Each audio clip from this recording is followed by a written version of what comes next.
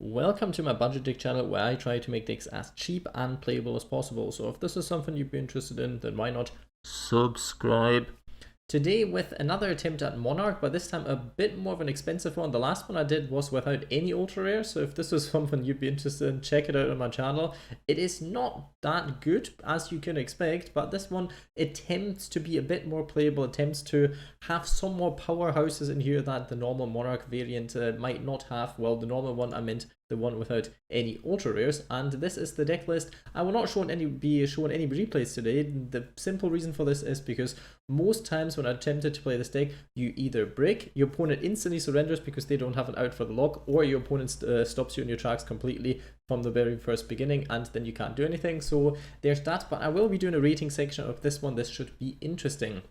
We have triple Edea, the Heavenly Squire, because this card can get you a big Monarchs out, and it is a very, very neat combo starter. You can also play things like 1-for-1, so make it a bit easier to special summon it from deck. So if it gets negated, you still have your normal summon up, because that can be a bit of a problem from time to time. Then we have Eidos. This card can get you into your low-level ones, and why we run so many low-level ones, I will explain in a second as well. But this one can cycle into the Edea, and these two at 3 are usually kind of what you would be playing ratio wise. I know that you can twist certain things, and I've played versions where I only play this at 2 as well, but there is different opportunities, but this one can easily get you into your low level ones. I decided to go for one Danger Mothman because I like cards like Upstart Goblin in this variant, and I felt like this helps you get stuff in the graveyard from time to time, it helps you put a body on board, and it helps you draw stuff. But the only issue with this card is it can occasionally get rid of a card in hand that you really need, because you need a tribute summonable monster and you need tribute fodder, and this can be the tribute fodder, but obviously can be problematic from time to time. So you could cut this if you want to be running any other cards like Foolish Burial, like 1-for-1, any other consistency stuff. We have one Mobius in here. Usually you don't run this card, and I only have it in here because I felt like this deck has a terrible matchup against any kind of back row or other floodgate decks, and I feel like Mobius kind of sorts that out. Well, not really, but at least gives you a fighting chance. But you can just neglect this and say, well, these are losses I take, and then you just play like any good stuff cards. This is definitely the first one you would be cutting for one of the better ones, and which they are, I will be talking about. Second, we have triple Thestalos in here because this is a decent Monarch for going first. Gets your opponent down to 4 cards, so he has a starting hand of 5 and not just a starting hand of 6, so that's not bad. And yeah, from the low level ones that aren't expensive, this one is one of the better ones. Talking about the other one, Kuraz is a card that can help you go in second, can help you go in first, can pop stuff your opponent has, but then they draw cards, so that's very annoying. But it can also pop your own cards, and that can help to get into more of your floodgates, get into more of your playmakers, get into more of your protection. So very, very neat. And you can summon this card off of Ehther, so there's also that. We have Majesty's Fiend, a card that you can replace by running multiple Vanity's Fiends. This is the card that can shut down your opponent's plays completely, hampers you as well, because obviously you do need to special summon kind of if you want to be doing any Monarch shenanigans, so a bit problematic. And the other problematic thing with this one is a thing that usually doesn't matter. The defense stats, and not because it's so low because you want to be setting it, no, it is because Monarch cards care about the Monarch stats, and this card has the Monarch stats, as you can see, and this card does not. So I like this card a bit more. First of all, it stops hand traps, so this can be quite nice. It stops stuff in the graveyard, so this can be nice. And also it has the Monarch stats, which helps us then going into certain Monarch cards like the Tenacity, and that's quite important because I felt like, especially even in this variant where I do run quite a lot of Monarchs, and whenever I do test hands, the one thing that I run short of the most is Monarchs in my starting hand for some reason. Don't know if it's just bad luck or if that is actually what it is statistically, but that is what I felt like. So this explains the very, very long line of Monarchs, but obviously breaking is nothing new in this specific deck. We have double Ehther in here. You could be running it triple, you want to be running it triple, but there's a bit of a problem with these 3 here anyway, since we only be running 1 domain, and if certain stuff gets shut down, or if you can only go into certain of your plays, then you have a hard time summoning the level 8 ones, because you can't even reduce their level, which usually you want to be doing. This is why I decided to not run the Thestalos Mega Monarch. Usually you want to be running this one instead of these, for example, and have like one of them in here, or even 2. I think 1 is usually the ratio that you want to be going for, and like 2 or 3 Erebus. But yeah, it's not that easy to go into the level 8s from what I felt like, and I felt like it's easier to get the smaller ones off, and playability is already a big issue, so you don't want to add more situations to the deck that potentially brick you in the long run. If you play the most competitive version, obviously this will be included, but the way it is right now, it's not as easy to go into certain stuff. This card can summon you stuff from your deck. You have to watch out with chain links a little bit with this one, because this is a when effect, the effect during the opponent's turn. So there is that. Not too easy to get this right, but it shouldn't be too hard once you know what you are doing. And then you can disrupt your opponent by popping some of the cards, but they do draw cards as well. So it's not the best disruption really, but it is what I guess. Usually what you want to be doing is just sit on Monarch monsters, tribute summon monsters, and let your opponent not be getting access to the extra deck or negating all of their monster effects. So there's that. Erebus is basically kind of going first, a better Thestalos, because if you get this card out, you can send 2 spell traps to the graveyard, 2 of your Monarch spell traps, same with the Ehther actually, when Ehther's effect is used, and then you can shuffle 1 card on the field or in the hand back into the deck. Plus this card has also some, also from the graveyard by the way, but this card has a graveyard effect. Then you can discard 1 Monarch spell trap when this card's in the graveyard and target 1 monster in the graveyard with Monarch stats. Then you can add it to your hand, which is very, very important, because this can be helpful if you play things like Foolish Burial, because then you can trigger the second effect of Edea either, or you can send this card and then have a Monarch in hand, so this card does it all and potentially is an Ash Blossom target. So there's that. I decided to include the 1 free Nibiru that you get from the Master Packs, because this card can technically be tribute summoned, so it works with your floodgates, and also it's good if you go in second, and even if you're going first, it can still salvage your turn and then leave you with some tribute fodder on your side of the board. So I felt like if you're playing hand trap, then this one, usually you want to be playing Maxis in here, but other than that, I think the only other thing potentially you could be playing is Called by the Grave, but you don't have as much space in this deck, because otherwise this gets even brickier. With every card you put in here that is not part of the engine, the deck gets a lot brickier, and that's something you really do not want. Trust me, we have a triple Anchamoufrite, whatever this card. It's kind of like an Upstart Goblin that also gives you a monster on board, so that's quite neat. And all you have to do for this one is not have an extra deck. You don't need to know anything about pendulums.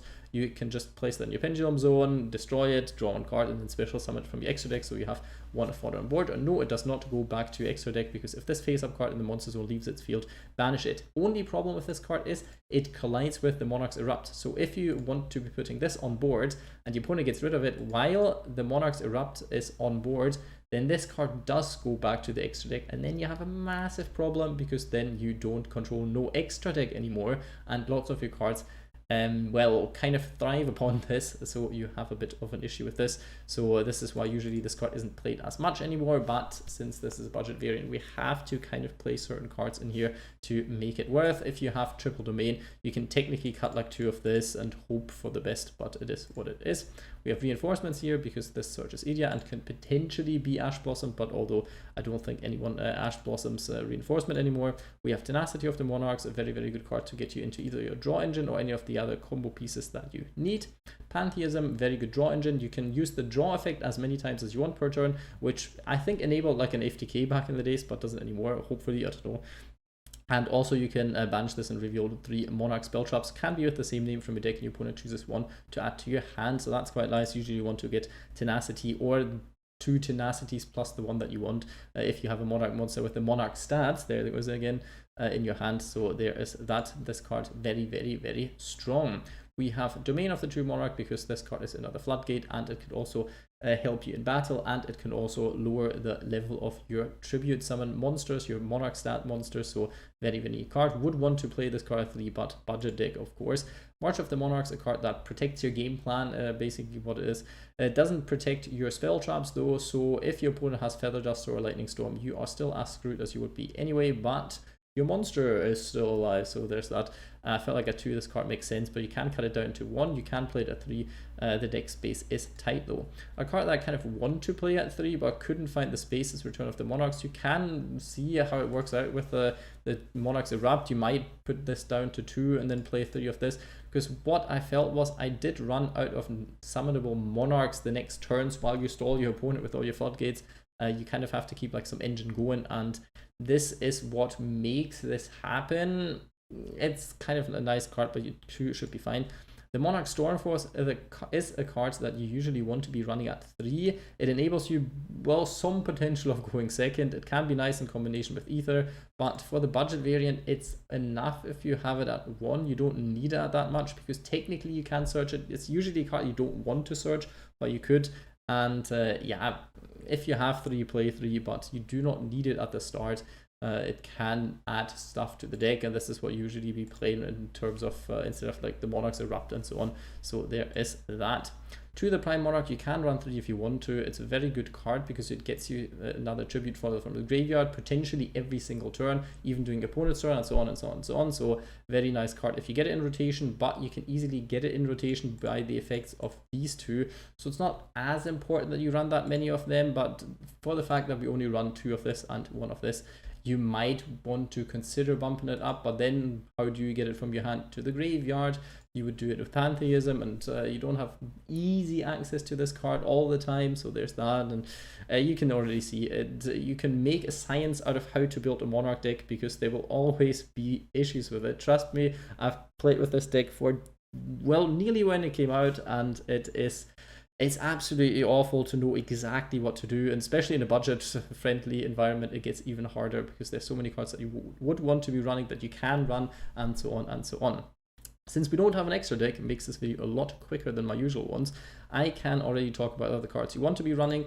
Maxi is a card you want to be running. The other hand traps, you can try it, and if some of them become really meta relevant, you can splash it in. But I don't think many people decide to run things like Ash Blossom and Effect Failure and whatnots, because you want to be going first with Monarchs, and you want to be setting up your, well, locks anyway, and this is what counts. Everything else is not as important. You want to be able to yoke your opponent, and then you want to be able to finish your opponent as quickly as possible. And usually anything but Maxi, because Maxi is a floodgate by itself, doesn't really do all that much. So I feel like Maxi good. You can play cards like Regeki, Lightning Storm if you want to focus more on what do I do if I have to go second kind of stuff. But that is one of the hand traps that I would recommend. The other ones, not sure if they matter much for this deck. Another card you could consider is Proof of Proofless. I did try it out, and I still don't really like it over any of the other Squires and all the other folders. I felt like the Danger Monarch version I've played at one point was very interesting to play. Not necessarily very good, but it was a tiny bit more consistent most of the time, and you could do more stuff going second, so that's a thing to keep in mind. But that one was way too expensive because it required things like trading and Bigfoot and whatnot. So a note from me here: Upstart Goblin, very, very good, because obviously you want to have as little cards in this deck as possible, and Upstart Goblin reduces the number of your cards in deck significantly, so a very, very nice card. Let's go to the rating section then, shall we?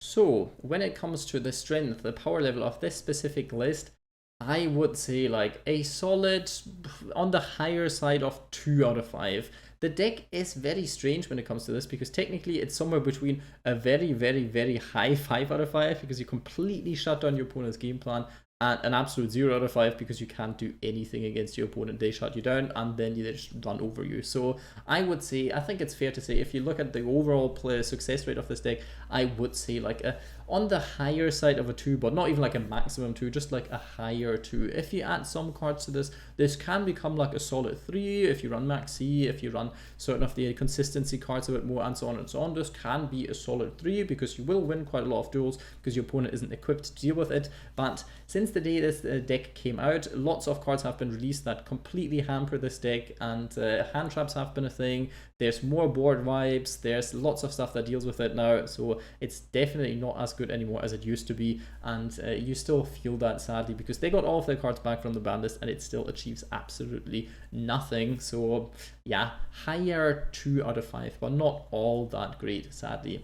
When we're talking about consistency, I would probably say the exact same. Higher 2 out of 5. You have consistency cards in here, and theoretically the deck is quite consistent, but you have, I would say, 1 out of 5 hands is a hand that you just cannot play because you lack tribute fodder, or you lack one tribute summonable monster, and then hand traps also play a part in this. So you will produce lots of hands that you can't just really play. So yeah, it is what it is. We stick with that rating then.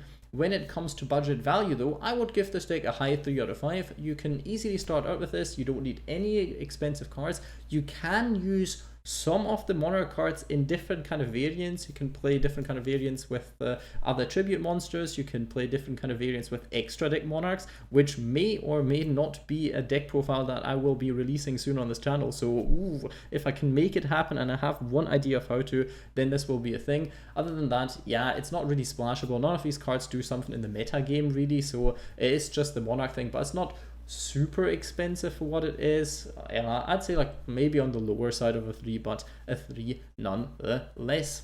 Hope you enjoyed the deck profile. Leave a like, comment, subscribe, but most importantly, I hope you have a nice day.